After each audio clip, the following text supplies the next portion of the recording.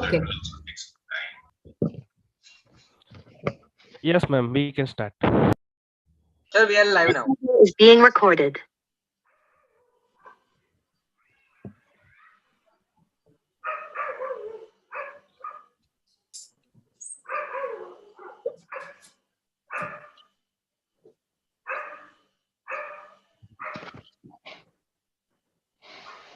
So you allow me to speak first, or I should start? Am I supposed to speak? Yeah, ma'am.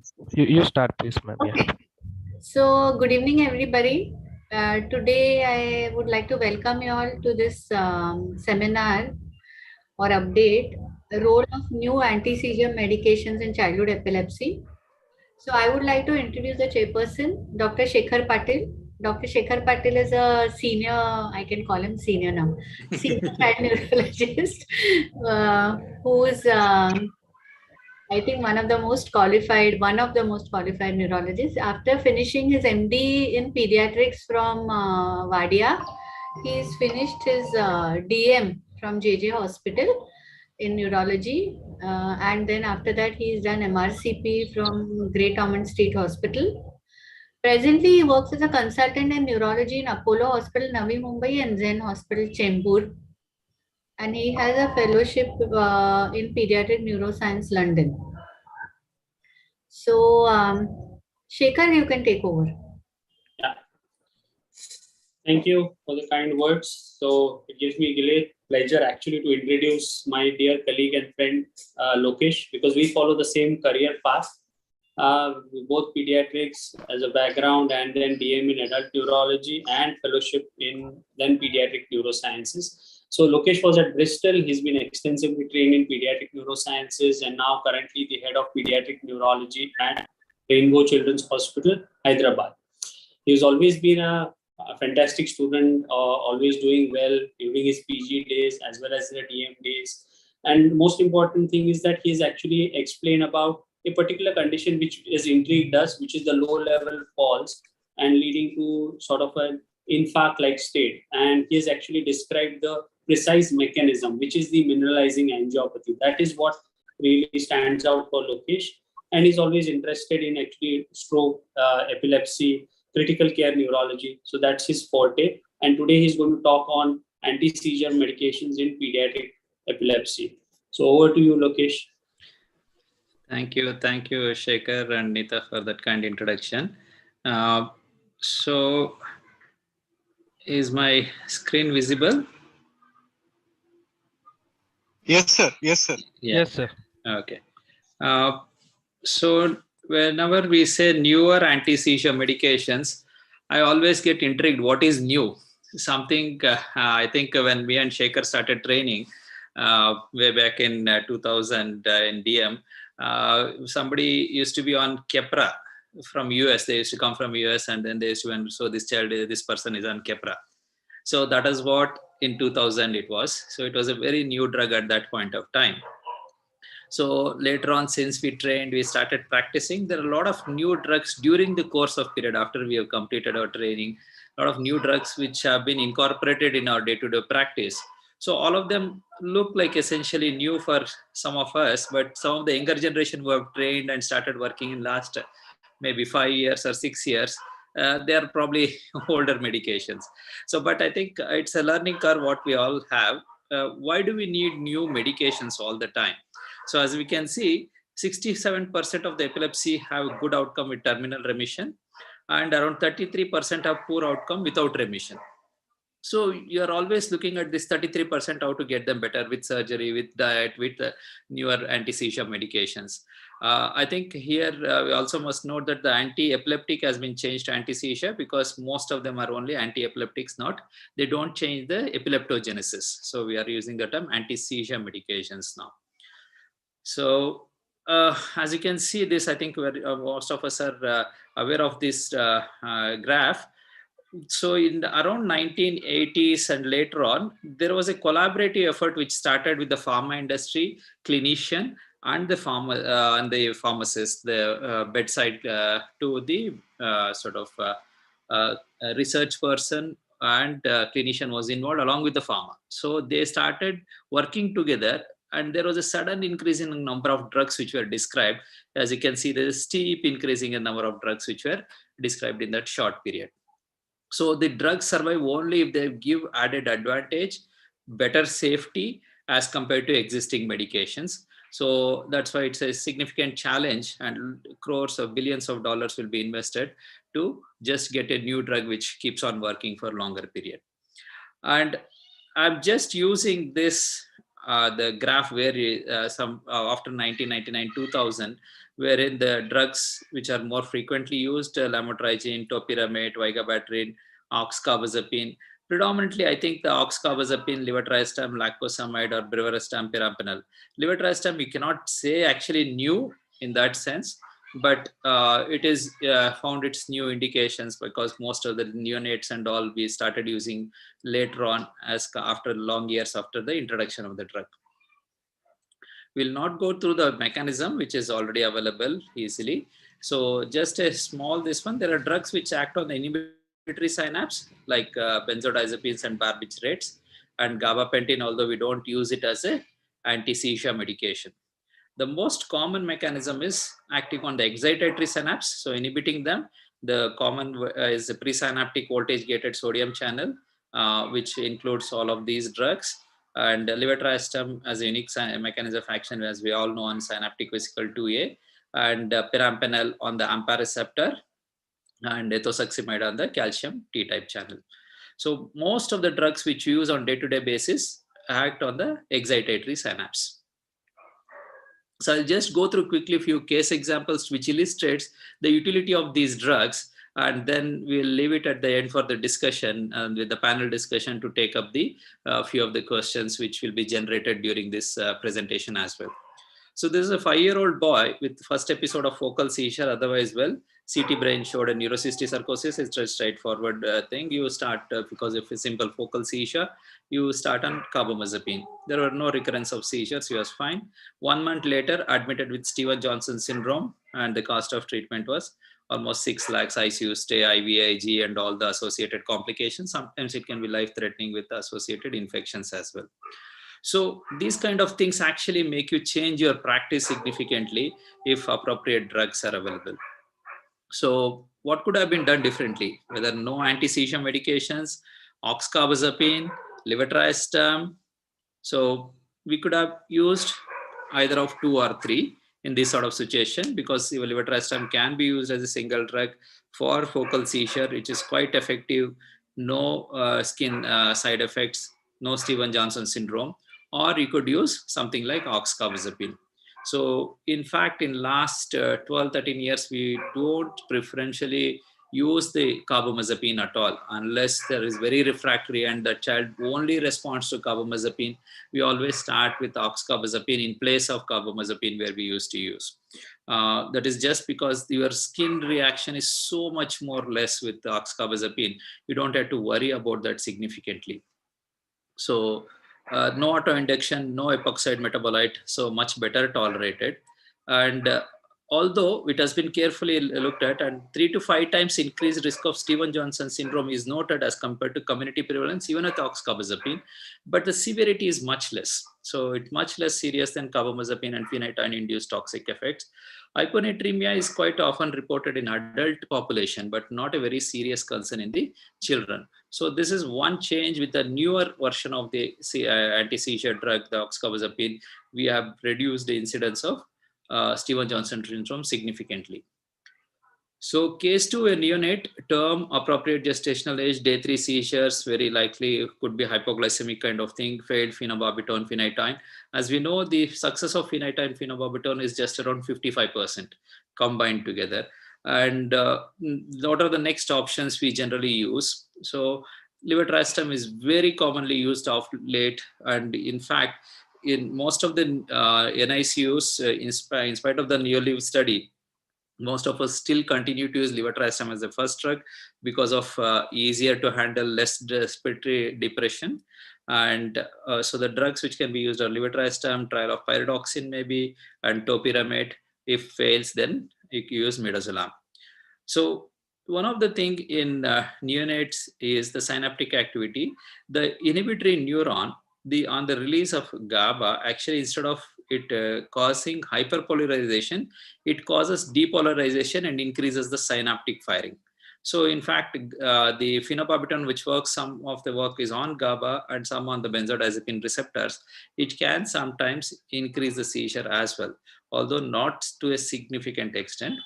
Whereas, as we know, the levetiracetam works on synaptic vesicle 2A, which doesn't have this kind of mechanism. And the neuronal apoptosis in the mouse model is increased with the phenobarbital. So we preferentially use levetiracetam. If it fails, we go to phenobarbital. Levetiracetam is safe, efficacious in units, although not FDA approved, but is approved from 1 month and above, and used extensively all over the world in most of the NICUs. So, and no major drug interactions, no need for slow titrations. In adolescence, there might be main concern might be the neurobehavioral changes. So that is about levetiracetam, although a drug which we use all the time, but neonatal age group which we are using much more, even premature babies we are using it quite regularly. So the third case is a child who had recurrent 7-year-old boy, recurrent partial seizures with impaired awareness. Etiology was periventricular leukomalacia. He had spastic diplegia, and he failed sodium valproate, clobazam, levetiracetam. Premorbidly was school going, had fluent speech, was sort of always talking, writing issues were there, and hyperactive. His weight was on 97 centiles. So you start thinking, okay, I'm good to start topiramate here because his weight is also going to be good. Sort of, you can reduce the weight, reduce the appetite, and get a better control on that. So topiramate was started. We had very good control, no seizures for 3 months. Parents were happy. Then on follow-up, he lost almost his speech, reduced to 1 or 2 words. He reduced appetite and lost weight.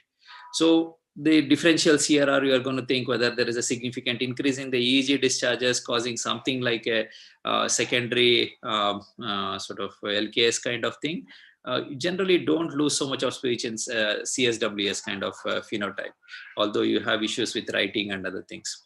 So then so although the topiramate was effective in this child as a anti-seizure medication, but it came in with this side effect of speech issues and reduced appetite, as we all know. So what are the issues which make us use topiramate sparingly in most of the situation in school-going children? They can have behavioral and cognitive problems, word finding difficulty. They can have significant word finding difficulty and mental slowing. And paresthesias can happen, weight loss, we can use it to our advantage in particular group of patients. Obviously, as we know, we don't use it in ketogenic diet.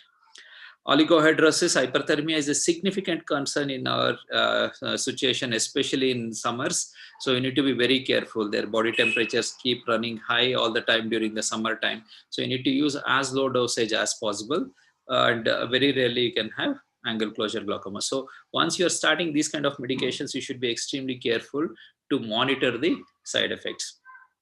So this is another child, 4-year-old girl, first febrile seizure, 3 months, then multiple febrile, afebrile seizures, twice status epilepticus, focal seizures, occasional myoclonic jerks as well.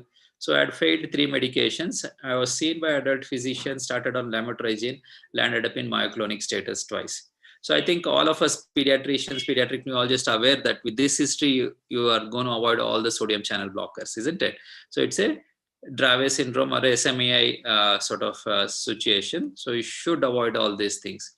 So what not to use also is going to be very important. And even without testing the genetics, we can actually say this is going to be one of the sodium channel mutation. So you should avoid all the voltage gated sodium channels. Lamotrigine, I don't go into details, but it is a very good drug, but you should be extremely careful while titrating. Not more than 2 weeks, you increase the dosage, start very low, increase, build up to full dosage of 2.5 milligram per kg per day. When you are giving it valproate, and maximum, if you're using alone, then you can give up to 5 milligram per kg per day. But titration has to be very slow and clearly write down and box it and explain the parents any redness of eyes, any redness of skin, just immediately stop and rush to the doctor.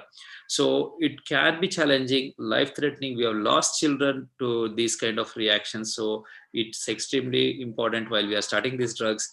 We generally tend to avoid starting these medications where there is a very strong history of allergies, there is skin rashes, eczemas, and previous drug reaction to other drugs. You carefully document that and then start the lamotrigine. Otherwise, it can work well as a very good behavior cognitive effect. Sorry.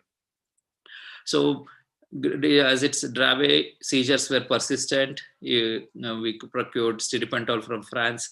Initial good control of GTCS for 6 months and then started having breakthrough. So stiripentol is an allosteric modulator of GABA A receptors. Initially tried in 1980s, once again reintroduced in 2000, and quite helpful in this Dravet situation to stop the bigger seizures. But smaller seizures do continue to happen, and so these are the situations where all seizures are not controlled. You still keep trying what can be done, what else can be done. So this is another group of drug, although we don't have the ease of access to the cannabinoids, what is used as a medical grade. So many of the parents do get what is available over the counter on the Amazon as cannabinoid, which is a very, very low strength cannabinoid. They don't actually work very well to control the seizures. So it actually diminishes the neuronal hyperexcitability and then reduces the seizure frequency by acting on the calcium influx by inhibiting the voltage dependent N and PQ type of calcium channels. That's one of the mechanism of action which has been described for the cannabinoids. So it has a good evidence to say in LGS and Dravet syndrome, there can be up to 40 to 50% reduction in the seizure frequency, which is reasonably a good number of cases. And it works better in combination with clobazam. But as you can see, both of them can cause drowsiness. It has to be once again titrated slowly. The drops have to be increased very slowly. And otherwise they can become extremely drowsy. And irritability is other side effect. We have used in few children who could actually get this drug, but quite expensive, and also accessibility is very difficult, more so during the COVID situation. And so it is not a magical drug, but it can work well in some of these children. Lacosamide is other drug which is freely available in last 10 years or so, and we are using it quite regularly. This is the only drug which selectively works by selectively enhancing the slow sodium channel inactivation. So it enhances the slow sodium channel inactivation, causing persistent hyperpolarization, in turn reducing the seizures. It is quite well used and approved for as monotherapy as well in focal seizures. Even 4 years and above, it is approved as a monotherapy now. And it also works well in treatment-resistant partial seizures, and known to be partially disease modifying as well. It acts on the CRIM2 protein, and it can act as in the neuroplasticity. It can help in neuroplasticity. So it has been used in status epilepticus, especially tonic status in LGS. There are few case series, but it has not shown its efficacy very well. It has not been established that it can be used as a frontline drug in status epilepticus. So case series in children is shown to be safe and effective. It's a good option in focal epilepsy. Minimal drug interaction. That's one of the advantage of lacosamide. Drug-to-drug interaction is very minimal, and you can use it with when there are 2 or 3 drugs already on board. But don't use it in the same group where you are using oxcarbazepine. It works almost similarly. Adding lacosamide probably doesn't make too much of sense. So you probably take off the oxcarbazepine and use lacosamide. So using using phenytoin, oxcarbazepine, lacosamide together, you are using all 3 drugs acting on one group of sort of receptors, that is a sodium channel. So always while you are using your anti-seizure medications, think what channel are they going to work on, and then choose your anti-seizure medication. What epilepsy syndrome, what comorbidities, and what mechanism of action. I think all these 3 things to be considered while you are starting a new medication. So the generalized epilepsy, there is conflicting data on its efficacy, but generally safe. But wherever the worsening is reported with lacosamide, it is predominantly with generalized epilepsies. There are series where they have reported some worsening of seizures in generalized epilepsies, and it is not useful for absence epilepsy. So as we know, very few drugs are useful for absence epilepsy. We can have in the discussion one point on that. So lacosamide you are going to use for focal, refractory focal epilepsies, and some generalized epilepsies, maybe plus minus in LGS. There are some reports it can be useful. But not very, as you know, in LGS, none of the drugs are going to be completely disease controlling. Retigabin was briefly used because it was working on KCNQ2 receptors, but it had to be withdrawn because there was a bluish discoloration of skin on post-marketing surveillance. So that has been, the production has been completely stopped and withdrawn. So that is why once there is a new drug in the market, you should be very careful and keep looking for side effects which we may not be aware initially. The second group we'll quickly go through is there's a 2-year-old child with TSC complex, had epileptic spasms at 8 months, then had focal seizures, impaired awareness, 2 to 5 per day, partial response to all our standard drugs, vigabatrin, oral steroids, levetiracetam, sodium valproate, clobazam, started having few drop attacks as well, and developing few autistic features. This is quite a common scenario we see. So we start looking at whether there is a surgical option, or a ketogenic diet doesn't help very well if it is predominantly focal seizures. And I'm not sure among my colleagues how frequently we see this sort of giant cell giant astrocytoma, which requires surgical resections. We have had only 3 children over a period of 10 years who required, who had this giant astrocytomas requiring surgical interventions. It is much less as compared to where the Western data reports these complications. So the one thing which we generally use more often in this group of children, because it has multiple benefits, is using the everolimus. So there is a study which looked at the efficacy of everolimus on as anti-seizure or anti-epileptic. This is one of the truly anti-epileptic medication because it works on the disease mechanism. So it has a good response rate of 28% in low dosage and 40% rate in high dosage. And it is a disease modifying agent in this kind of epilepsies. One of the limiting side effect is oral ulcers. Other thing is expensive. So these are the 2 limiting side effects I would say of this drug, but we use it quite regularly. It reduces sort of skin lesions which are disfiguring in this adolescent boys and girls. So local application, oral intake also reduces, flattens them out significantly. So other molecule which I think all of us are using quite regularly is breverestam, which has almost 15 to 20 times more affinity to synaptic vesicle 2A receptors. And it has been approved for therapy for both partial and secondary generalized epilepsy, and useful in some epileptic syndromes, even including Lennox-Gastaut G1 syndrome, they say, but they are not magical in this situation. They might reduce the frequency of these seizures. One of the things I learned by this one, our own trial and error, and starting this medication in progressive myoclonic epilepsy is known to worsen the myoclonus. PME cases. So adolescent girl started having falls, was reasonably well controlled, having minor jerks. After starting breverestam, started having falls, injuring herself.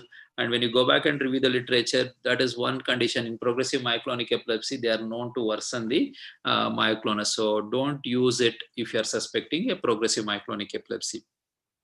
The advantages are minimal drug interaction. The psychiatric side effects are less, but in no way they are zero. We have had a child who tried to jump off from the first floor, who already had some psychiatric comorbidity, and while changing over to levetiracetam to breverestam as well, that continued, and he tried to commit suicide. But overall, the behavioral side effects are definitely less with breverestam, and it is approved for 1 month of age and above, and quite a useful drug add-on, and even it will be helpful in naive and live naive patients and also live switch patients. Both of them it can be helpful. We did just a follow-up study of the Brevirastam, and we got a feedback in around 26 of 34 patients initially when we had used, and we have average age of around 8.9 years, and mean years since diagnosis was almost 5 years, because that was a new drug which had come new at that point. Both partial and second generalized epilepsy patients were involved, and live exposed were already 63, and live naive was 37 patients, 37% of patients. So what we noted was in 12 of 23 patients, Bri was started as more than third add-on, and remaining 7 it was second and first add-on respectively. So we are able to achieve more than 50% seizure reduction, and in around 69%, more than 50% seizure reduction in around 69. And one patient who was a post-surgical patient, I started having seizures after 1 year, I had very frequent seizures, had achieved a complete seizure freedom. Still 3 years down the lane, he had a complete seizure freedom on this drug.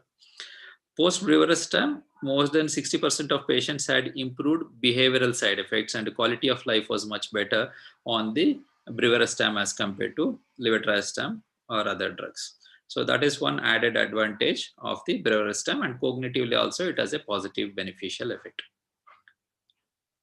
So that is about the Brevirastam, which we are all using, but we are not using as much of IV preparation because we are still not seeing whether it is superior in its efficacy as compared to Levetiracetam. So other drug which we are using more often and is quite efficacious in many situations is AMPA receptor blocker.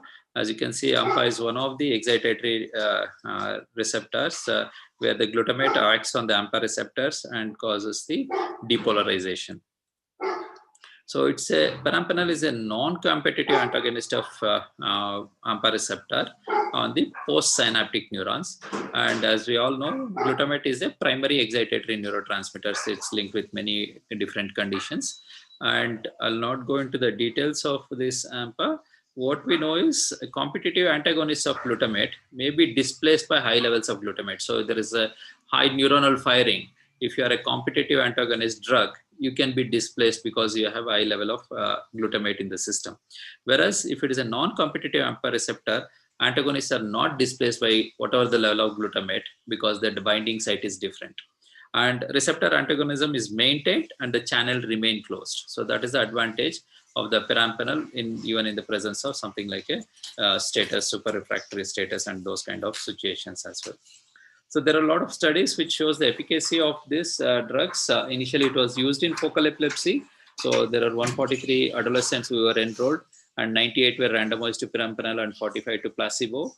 And of this, the responder rate was around 41 to 45% at 12 months, which is quite a good number of response because you are looking at adolescents who had focal epilepsy, which was difficult to control. But the dose here, which was used, was 8 to 12 milligram, which is slightly on the higher side. And so even at sort of 47% at almost 12 months. And the control was even better who had secondary generalized seizures, up to 65%. That is a very high number when you look at the, already they are all refractory patients who were tried on these drugs. So another group of studying the similar age group 12 to 17 years, which included inadequately controlled partial seizures. They were on at least 1 to 3 baseline anti-seizure medications. So similar 2:1 ratio drug was tried, sort of 85 Perampanel and 48 received placebo. Seizure freedom was achieved in 23% here. It was more refractory patients, 23% achieved seizure freedom in Perampanel as compared to 16.3 and placebo. And so this is a small number where they have found success as compared to the previous study. What about generalized epilepsies and Perampanel? So it is there is a study of a 2 to 17-year-old. It was a multi-center observational study. 58 children aged between 2 to 17 years were recruited. Unclassified generalized seizures. 5 had Lennox-Gastaut, 3 with West syndrome, and 2 with Dravet. Here also the total responder rate in the subgroup was 27%. So as you can see, all of them are refractory. See, all these epilepsy syndromes are refractory. So total responder rate was 27%, which is a reasonable number, and 2 achieving complete seizure freedom. One with Dravet syndrome, one with unclassified generalized epilepsy. So it's a reasonably good add-on drug in this sort of situation as well, both focal and generalized epilepsies. So we another important information which is available for this drug is the response rate in tuberous sclerosis and Dravet syndrome was high, up to around 67%. So which is actually quite a good add-on drug for Dravet syndrome, because Dravet is one thing we all of us see and usually difficult to control all the time. So it is quite a useful drug in this situation. The response to refractory spasms, what we have seen as well is here as well, around 40% response at 6 months, but dropped to 13% after 12 months. This is one thing we have seen with this drug. So initially, either 3 months, 6 months, you see a good response. After that, they start breaking through. So that can happen with many drugs, but somehow slightly more common in these kind of spasms or LGS kind of thing. You have that good control, almost zero seizures for a few months, and then they start coming back with the episodes. So that is the efficacy in both the tuberous sclerosis and Dravet syndrome. One of our pediatric student, we did an investor-initiated study looking at efficacy of Perampanel in the refractory epilepsies in children, including from 6 months onwards to 18 years. So although it is approved, approval status is for 4 months and above, 4 year and above, we had used in the young children as well.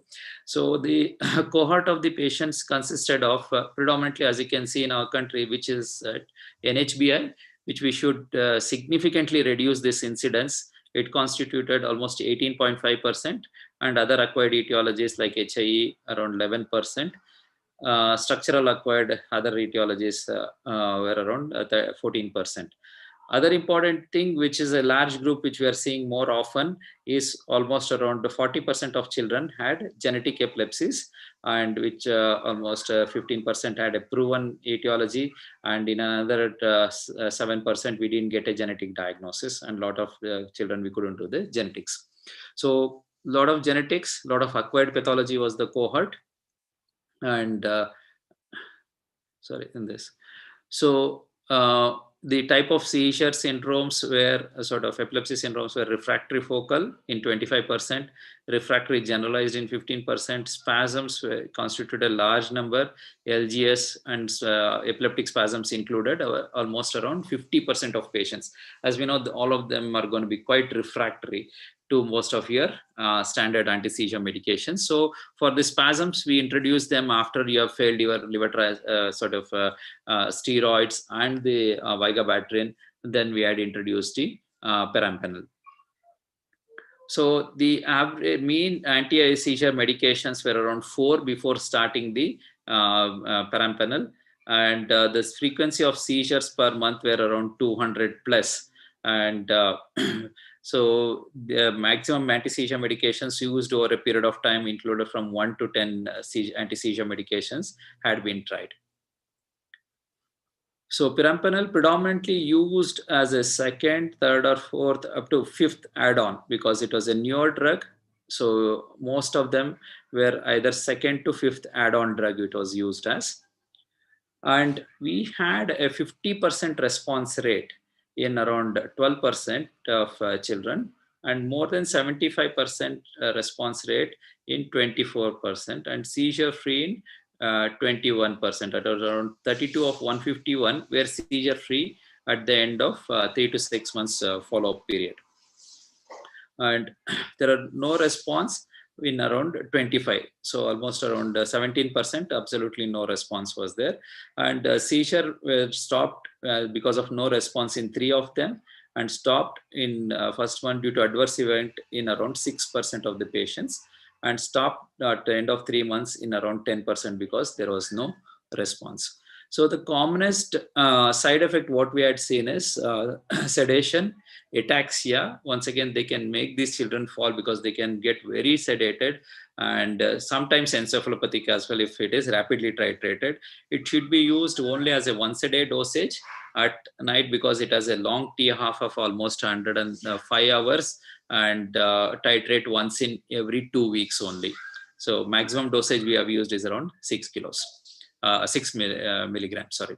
So I'll not go through this. So our requirement of new AEDs, many seizures are not controlled with existing anti-seizure medications.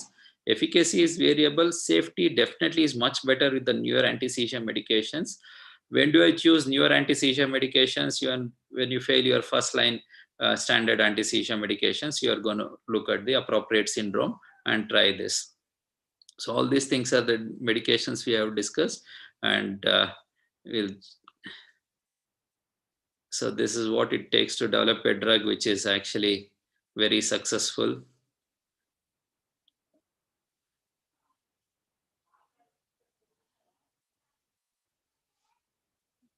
Thank you.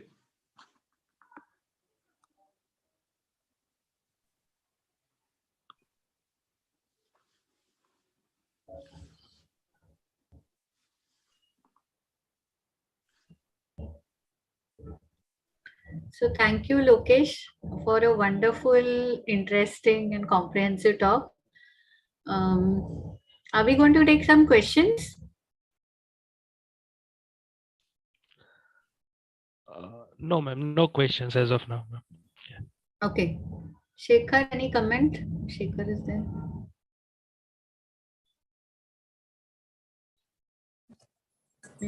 What it was an excellent talk. I mean, it is covering almost everything that we actually look for in terms of difficult epilepsy, and what we really required is the role of Perampanel in our setting, and to have 150 patients and actually understand what they are doing, really wonderful. So it sort of gives more insight into how we can use into our practice on a regular basis. So thanks, Lokesh, for that talk. Yeah. Very nice, Lokesh. Thank you. It was Thank really you. interesting. Shall we go on to the panel discussion? Yeah, yes, please. Okay, so we have interesting panelists today, some young, some not so young, and with some with practice experience, and some I think actually I don't know all of them, but I'm sure we will have an interesting discussion because the topic in itself is very interesting. So we have Ankita Tiwari, Dr. Ankita Tiwari from Indore, Santosh Kontekar, Associate Professor from Nair Hospital, Mumbai, Madhavi Sheke from Aurangabad, Ramya Bandi from Hyderabad. And we have one more person actually, Dr. Rohit Joshi. I think he's not yet joined. So at least we have 4 panelists. And of course, Lokesh and Shekhar can pitch in whenever they feel something interesting is discussion. They want to add a point.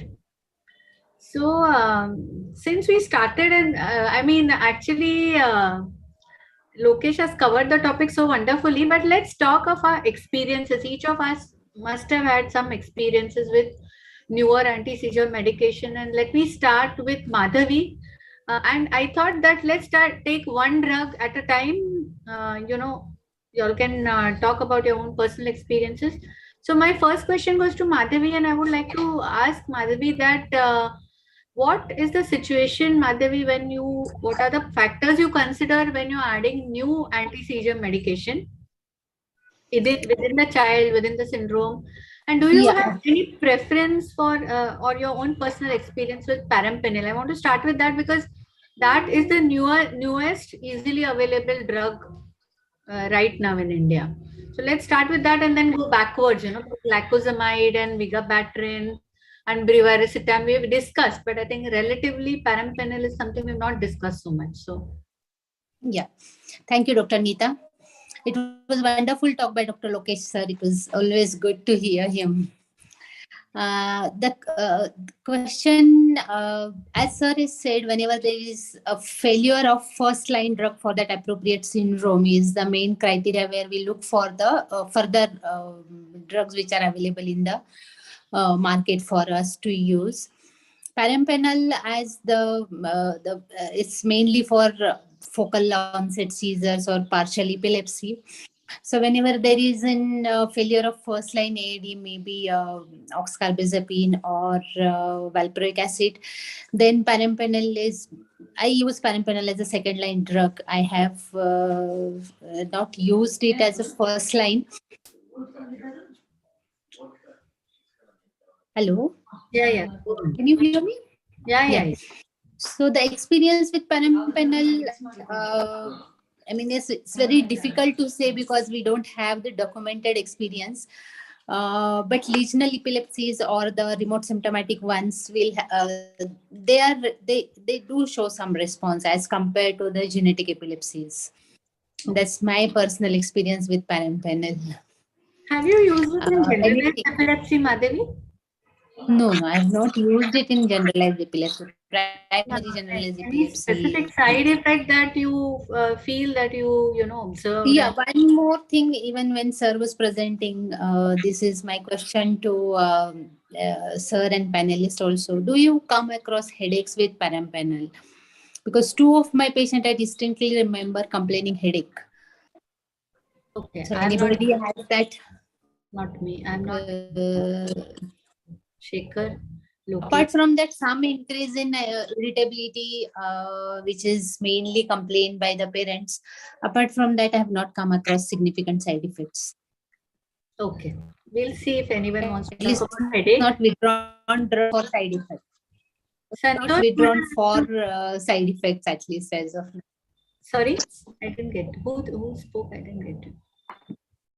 Santosh, would you like to comment on that? On Perampanel as such, the use in your practice and the side effect profile that you're seeing?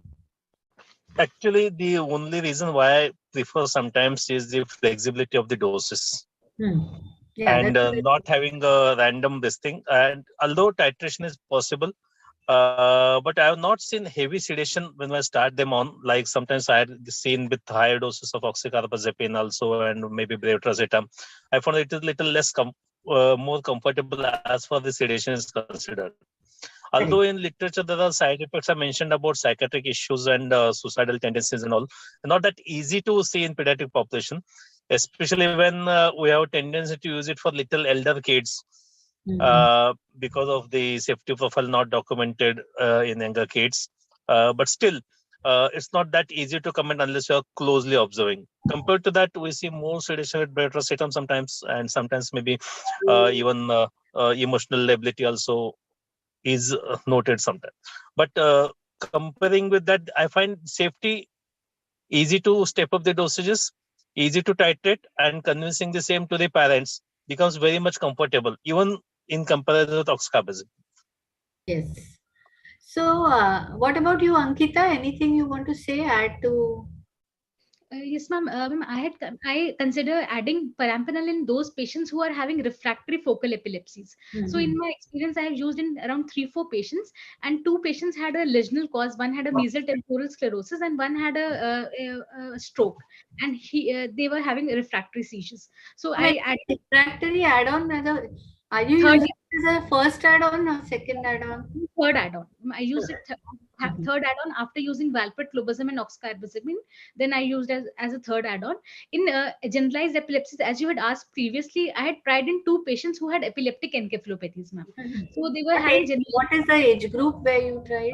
Ma'am, I had tried in patients who were, ma'am, they were around 15 months. One child was 15 months of age, and other was, ma'am, around 24 months of age.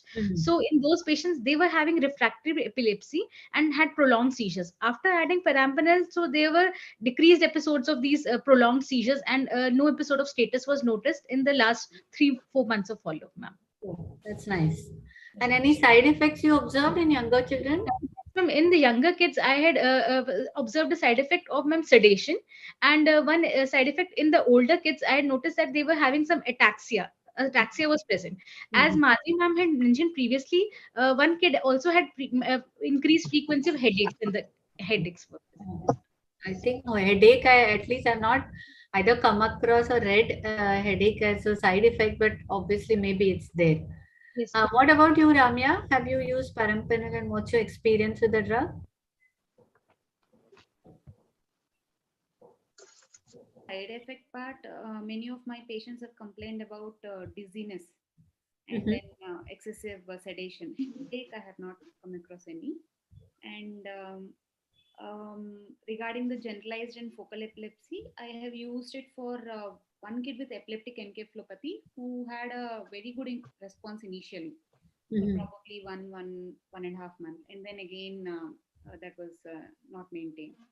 And one more child with proven spastic paraplegia. This child also had incidentally seizures as well. This child I have used valparin, levetiracetam, clobazam. This child was not responding, and her frequency was 2 per week. So after adding perampanel, the child, the seizures got controlled very well. But this child also had some amount of dizziness, for which I had to stop. And one, interestingly, for one kid who had adverse event, like child started having rashes. After this child is an adolescent girl, started having some cluster seizures, generalized seizures, and then started on valparin, then levetiracetam, phenobarbital. This was all done outside. So child also started having rashes. Which drug we were not, it was not very clear, and perampanel was added for this child. So when the child had come to me, EEG was also almost normal. There was nothing specific. And then this child also maintained seizure free for almost 3-4 months, after which he started having breakthrough. Then the EEG pattern was showing something like an IgE pattern. So this was one child with failure of perampanel. I had to go back to valparin, with which the child is well controlled now.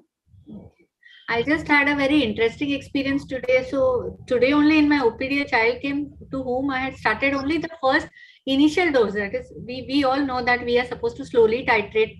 So I had started only 2 milligram of perampanel, and I had switched him over. He's a remote symptomatic epilepsy with focal seizures. I had switched him from levetiracetam to Briv. And the father said Briv is not working, so I had switched him back to levetiracetam with increased dose with perampanel. So today the father came with uncontrollable psychiatric side effects, like the child has become so aggressive. He's taking knife and trying to kill. I'll kill someone today. He said, 10-year-old child. So immediately I stopped perampanel. He also removed all his clothes. He started, so much of anger he had. I don't know whether he had it because of switching back to levetiracetam or whether he had because I started perampanel with that. But anyway, I had to stop the drug. So yeah, sometimes you do. So first time I saw a serious psychiatric side effect. Again, I'm not sure whether it's going back to levetiracetam with higher dose with perampanel or only perampanel. But maybe I will reintroduce perampanel after a while and see. Shekhar, do you want to say something about perampanel, your own experience?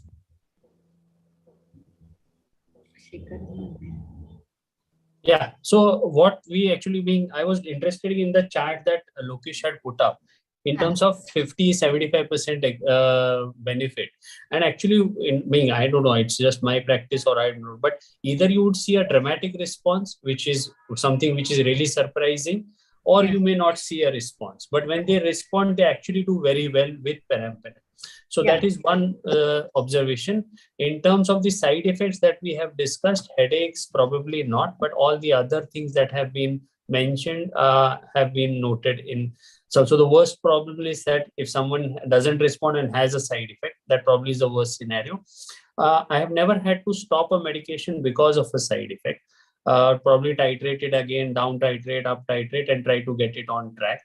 That is probably where I would stand. I have not yet used it for IgE like situation or the primary generalized epilepsy, which is the new indication for this particular setting, which primarily been focal epilepsy always and still an add-on, not really a first. Yeah, nice. So I think we all have started using perampanel, and I think it's a good drug. One of the biggest advantages, it's not only for focal epilepsies, like newer drugs. Otherwise, the newer drugs which have come recently are more for focal epilepsy, but perampanel is approved for both. So I think that it has that kind of advantage in refractory generalized or spasms or syndromes. Probably we can try that drug. Lokesh, you have anything to say, or maybe I'll go on to the next drug? You already said a lot. Yeah, I think that's fine. Good thing, but if you still want to say anything. Yeah, both the types of epilepsies you can use it safely. I think, especially for something like Dravet, LGS, it's a good add-on actually. Yeah. So let's go on to the other drug which has been, bombarded on us is brivaracetam. So I want to know again each one's experience with brivaracetam in LEV new, LEV naive patients and those where you all switch from levetiracetam to brivaracetam. So maybe we can start with Ramya. Ramya, would you like to talk about your experience with brivaracetam? Brivaracetam to a limited patients only have started, not many, ma'am. With that, response was not very great to whom I have started. For one or two kids, initial response was there, and then that has not been maintaining. So I had to change it to one. Have you used in patients who are already on levetiracetam and you switched, or you have used in naive patient? No, on levetiracetam, but the child, when I started Briv, the child was not on levetiracetam, used and then stopped, and then restarted as once you stopped levetiracetam, then you started brivaracetam. Okay. So in those children, you must have stopped levetiracetam because the child was not responding to levetiracetam, correct? Also, only by the time the child came to me, the levetiracetam was already used by then. Okay. So, but initially, for 1 week, the parents were very happy that the child responded very well. But then again, child had breakthrough, so I had to again go back. What do you say, Ankita? What you would like to say something? Oh, ma'am, mostly ma'am, I have used brivaracetam in patients who are already on levetiracetam and who are having some side effects like behavioral problems which have become very significant for the parents, which I observed. So, as a replacement to the levetiracetam, I had started brivaracetam, and the seizure control is good for those patients, and there is no worsening in the seizure control noted. Also, in mostly these patients are having focal epilepsy. In one child who was a case of primary generalized epilepsy, which she was on my follow-up. Previously, she was on valproate, but she had a significant weight increase on valproate, and I had levetiracetam. But with levetiracetam, the seizure controls was not that good, and have started brivaracetam for around 2 months. There has been no recurrence of seizure on brivaracetam. So for one generalized epilepsy, I have the follow-up. But for most of the patients, I'm using for focal epilepsies, and with brivaracetam, the seizure control is good. I'm using it as a third or fourth add-on. And in one patient who is having a GRIN2A mutation and who was having refractory seizures, and he was on 5-6 AEDs which have been previously tried. For the last 3 months, since I've added brivaracetam, there has been no recurrence of seizure. So overall, it's a good. And the side effect profile, I did not see much side effects with brivaracetam. Okay. What about you, Santosh? I have a little different experience about brivaracetam to tell. I had been using left and right in good number of cases. More so, switching over from levetiracetam to brivaracetam was easier. More so to convince the parents, because parents used to get scared about those 200 mg, 250 mg, 500 mg thing, and brivaracetam sounded like a 10 mg, 50 mg, 100 mg kind of thing. So they were very happy that, okay, we're reducing the dose. Yeah. Second thing which I noted was that it is not exactly the 10% of levetiracetam. We might need little more of brivaracetam sometimes, and in pediatric patients also, I am having some patients who are having 50 mg 3 times a day also, depending upon the need. Two major issues which I had seen with the overdose was drooling and walking somnolence. Drooling was very common whenever exceeding this. So that was a cutoff point that, okay, fine, we may not be exceeding the dose of brivaracetam. Okay. And walking somnolence means they used to be like walking like zombies if they exceed the dose to a specific level. I had 2 cases of brivaracetam induced seizures, which was totally unexplainable. I didn't know why and how. Maybe at the higher doses. But there were when you say induced seizure, are you saying that they were controlled on levetiracetam and when you switched or what? They were controlled on the levetiracetam, but they wanted a switchover, so they were started on brivaracetam. But accidentally, parents had given extra dose of brivaracetam on one that day, and then the patient had got seizures. Oh. Instead of it was totally unexpected event which I thought of. But there are 2 interesting cases which I would like to share here. That I had one case of lissencephaly, a 10-year-old boy with around 20 to 40 seizures in a day of mixed types, including myoclonic and generalized tonic-clonic and all. And after starting berotralstat, his seizures reduced to 90%. Oh, that's really Now nice. this child is not having a seizure for 2 months. Oh, that's And nice. that was quite amazing because he was already on other 3 molecules, including valproate and topiramate and all. And he was not getting control for the last 10 years. Second one was a case of PKU. His seizures also responded to brevetracetam. I don't know why and how, but definitely parents are very happy with that, and there's no seizures for more than 6 months now. So these 2 indications which make me feel that there may be some reason for another indication for this new molecule, maybe not just focal seizures. Correct. Yes. So Madhavi, have you used Briv in any kind of particular, any syndromes or any younger children? Because it is approved for 4 years and above. I know, I think it is approved for younger. Approved 1 month and above now. Yeah, 1 month and above. So do you have an experience in infancy, brivaracetam in infancy? Have you been using? No, I have not been using it very commonly in neonatal age group or very young infants, but I have used them 6 months and above. And as Dr. Santosh has just pointed out, in metabolic conditions where we see that there is an hepatic derangement or a renal derangement. So I have been using this particular molecule in children where the levetiracetam was used previously. My clinical experiences, it's a good molecule. I mean, again, the same thing as in levetiracetam, it has been used with probably less side effects, because even before brivaracetam, levetiracetam in my practice, I rarely stopped it for behavioral side effects. Apart from that, I have not found anything as dramatical as lysencephaly, which Dr. Santosh has mentioned, or any particular such thing. But overall seizure control, my clinical experiences is similar to levetiracetam. Maybe when you used it, do you have any experience with any adolescent children? Because it is mainly in adolescent. Of course, in younger children yeah, also. I used in adolescent epilepsy. Yeah, in those children, have you seen that there is specific improvement in behavior, mood, etc., suicidal tendencies when you switch from levetiracetam to brivaracetam? Yeah, I've switched from levetiracetam to brivaracetam with some additional benefits. But I don't think so clinically that is very, very significant differentiating point for us. Shekhar, have you used it in epileptic spasms? Efficacy or... Yeah. No, not used it in epileptic spasms. What's your experience?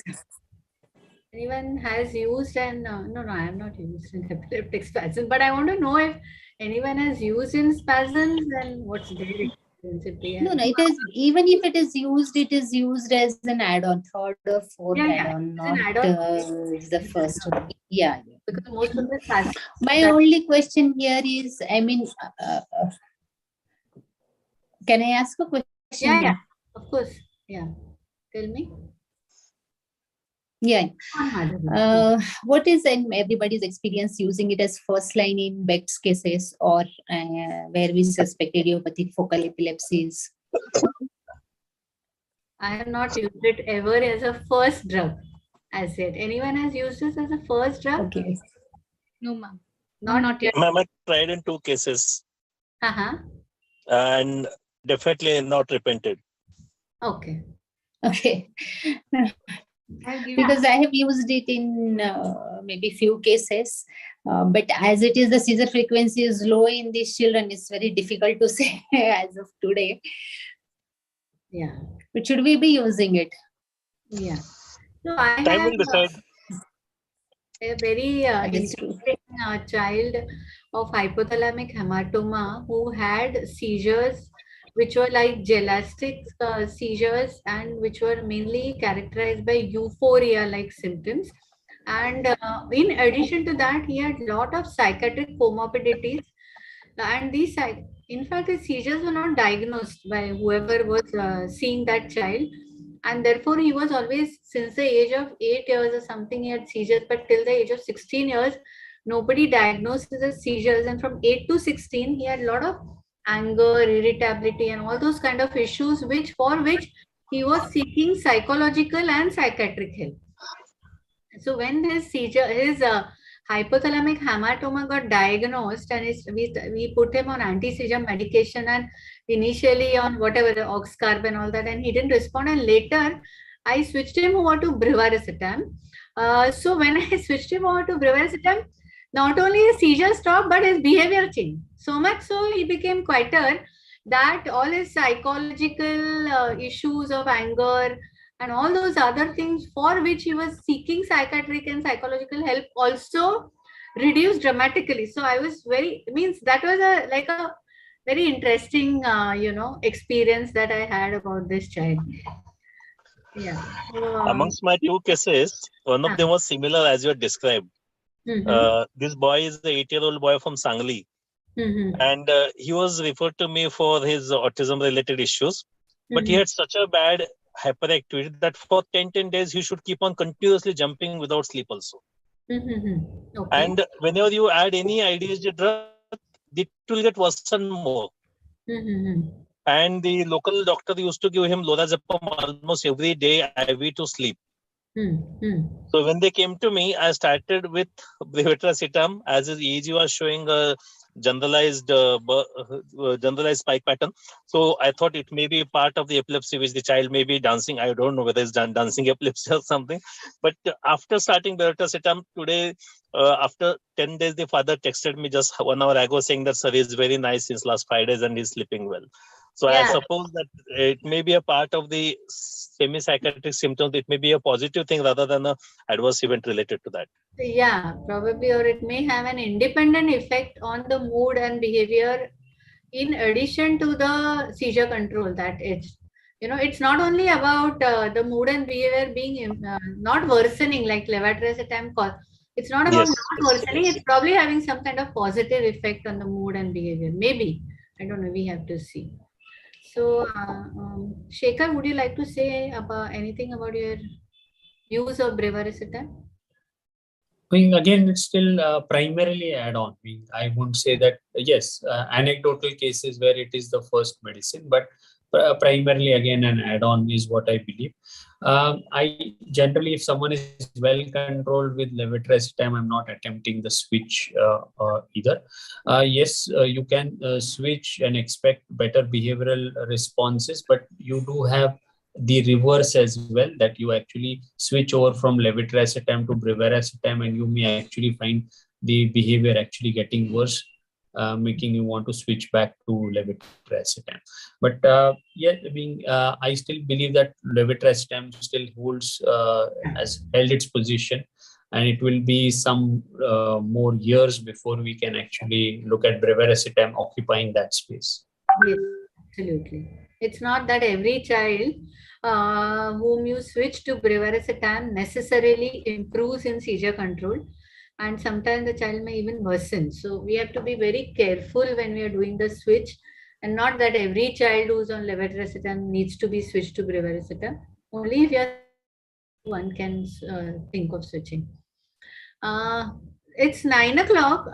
Do we beyond 9 actually? Do we continue or what? What is the? Because we can't discuss every drug. Yeah, yeah.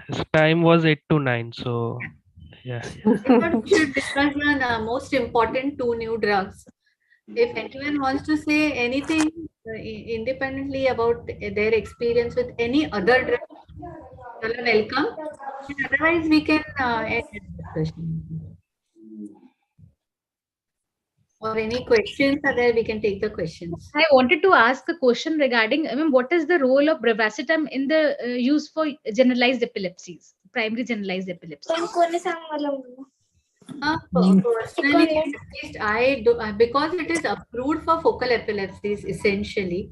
Yes, and like how levetiracetam we do use for generalized epilepsy, juvenile myoclonic epilepsy. Similarly, at least on personal front, I have not used it for primarily generalized epilepsy. It is a good add-on, but many a times what happens, many of our generalized epilepsies, like even for that matter in children, all our remote symptomatic epilepsies may manifest with secondarily generalized epilepsies. There you can definitely use it, but I'm not sure whether I can recommend it for primary generalized epilepsy. It's not yet approved or accepted. No, it's not approved for generalized epilepsies Yes. as primary generalized epilepsies, like genetic Yeah, generalized and like epilepsies. that way, when a child becomes refractory after 4 drugs, you use whatever is available, you know, that, but that's not the way, I mean, that cannot be put in the recommendation. As of now, it's mainly for focal epilepsy. Yes, yes. Yeah. So any other? You should wind up. I have a question, ma'am.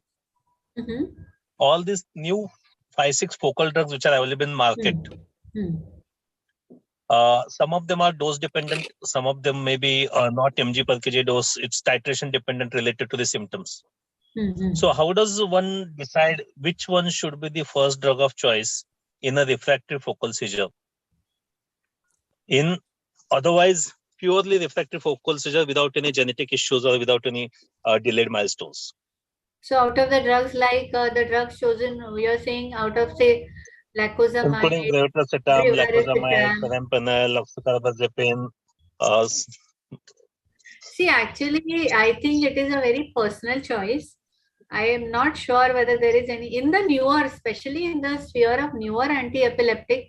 Of course, like any other anti-epileptic, what you do is you look at the child's epilepsy, affordability, the factors like his weight, you know, his nature, the basic, like if the child is more irritable type of child, you may not use Perampanel, or you may use oxcarbazepine.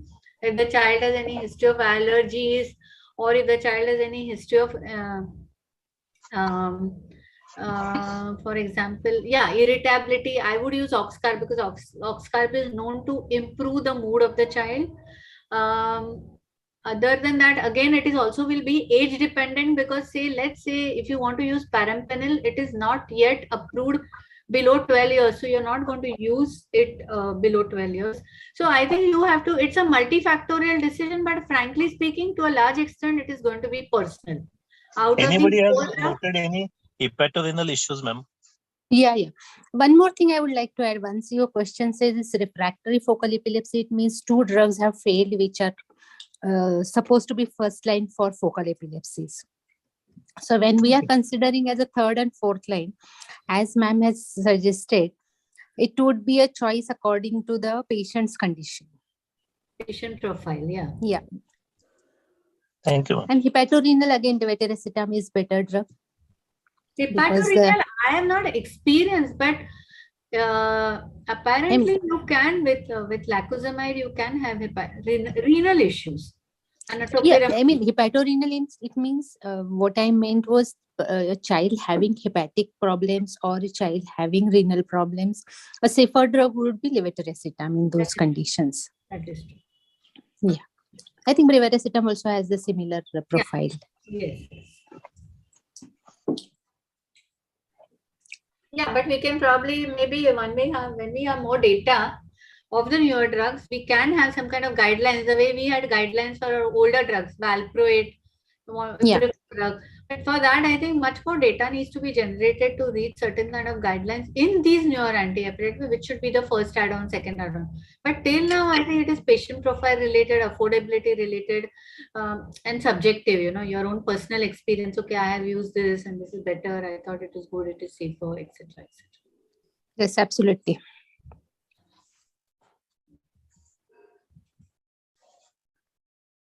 So, shall we wind up the discussion? Yeah, I would like to end with a vote of thanks, madam. Good evening, doctors.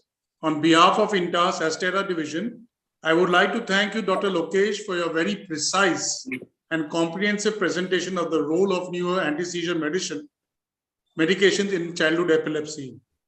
I would also like to thank you, Dr. Shekhar, for so kindly consenting to be the chairperson for today's program.